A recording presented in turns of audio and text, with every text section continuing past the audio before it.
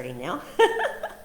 I'm Sandy Mioto-Gugis, and with Profound Way Coaching, I should probably add, and welcome to our Facebook group, the Manifesting Collective. I am here in Jerez, Spain, and forgive me if there's a bit of an echo today, but I'm doing this from our little Airbnb, which has this beautiful vaulted ceiling, and so it tends to be a little loud.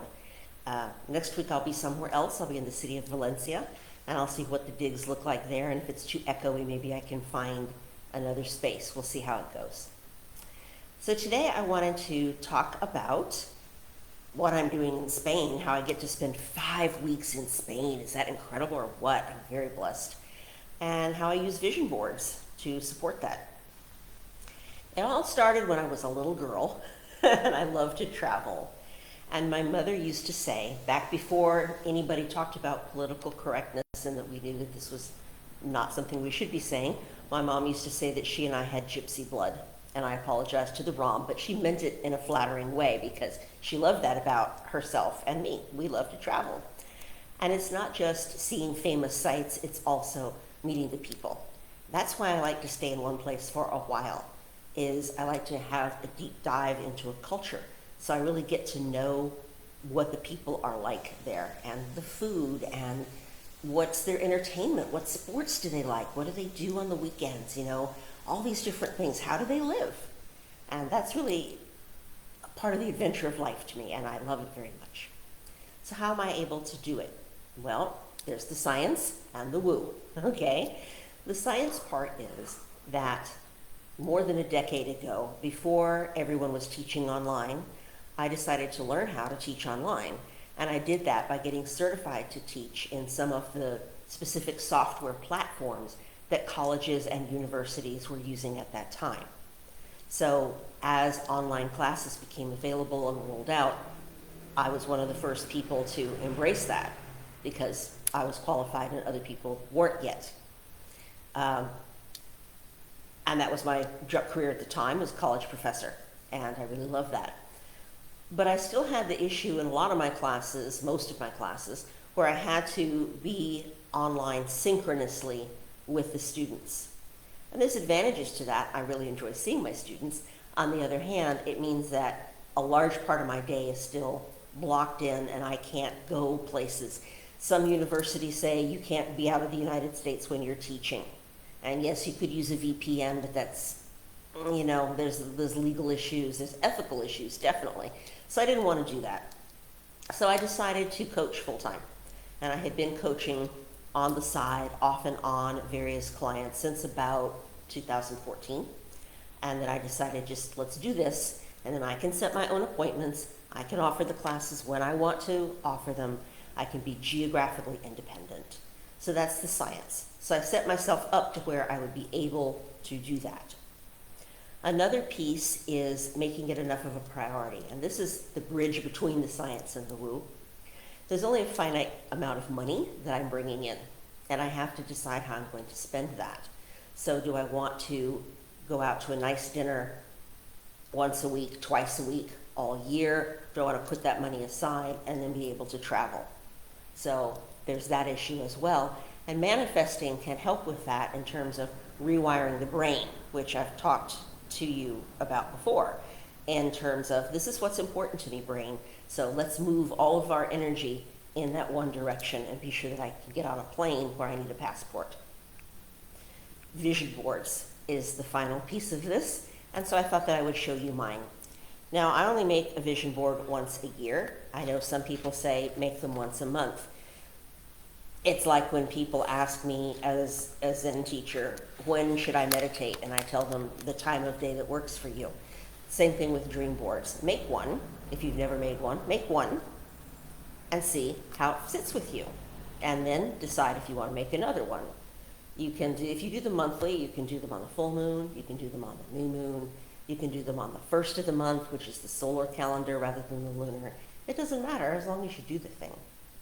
You also do not have to have it posted right in front of you where you're looking at it constantly all day, every day. And I know a lot of coaches say that you do.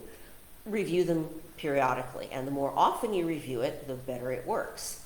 But that doesn't mean it has to be like in your office, because that's not always practical for people. Some people do really big ones. I have done really big ones before. I love those. When I paint, I like to do the canvases that are 3 feet by 3 feet. I like to go big or go home. That's just my life. But it's not always practical.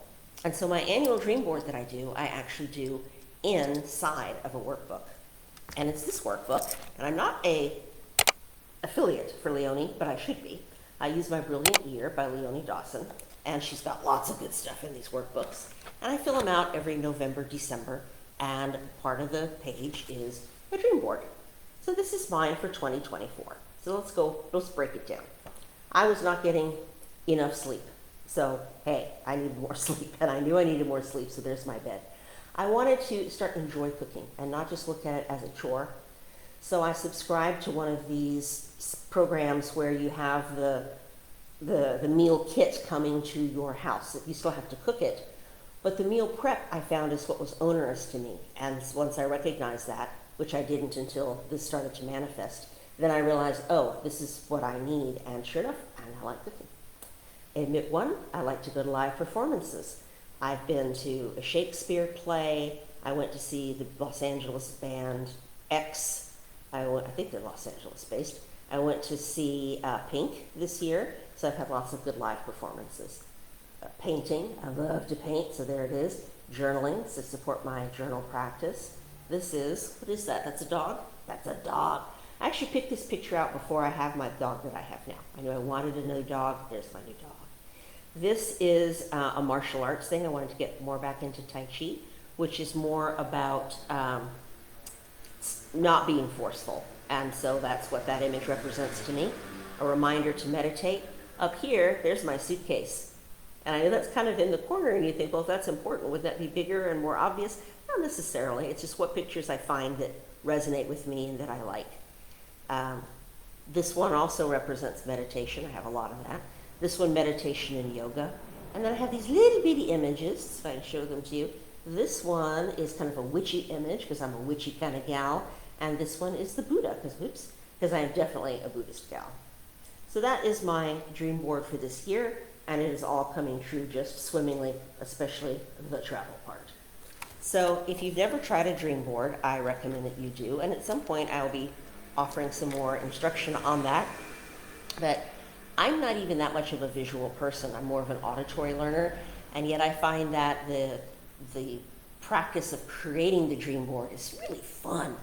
Going through old magazines and cutting them up and gluing them, and my husband will say, "What are you doing in there?" I say, "I'm cutting and pasting," and he knows exactly what I mean by that, so it's kind of cute. So there's a lot of different ways that you can manifest your reality. Dream boards is one of the tools that I use. It's not the only one, and like I said, I only do them once a year. I also do one for business, as well as doing one for my personal life, if you will. My one for my business this year, actually I'm not going to show it to you, because I really didn't know what I wanted to do in terms of coaching and which way I wanted to go. I'll give you a brief glimpse. So it's kind of all over the place, because I didn't know what I wanted to do. But I did know that I wanted to be trustworthy and have integrity and show respect, so that's in there. And yes, I have money in here, because if it were up to me, I would just treat this like a hobby and I would give everything away. And sadly, I do need to make money. So yeah, right, that's just the way the world works these days. And so that's my reminder to myself to take it seriously and do that. So there you go. Dream boards, yes, I love them, as you can tell, and I highly recommend them. If you struggle with them, stay tuned, because I will have more to share on that and how to do them in a way that really supports you, and how to go back and revisit them in a way that doesn't feel like a chore. I hope that's been helpful and enjoyable for you today, and I look forward to seeing you next time. Bye-bye.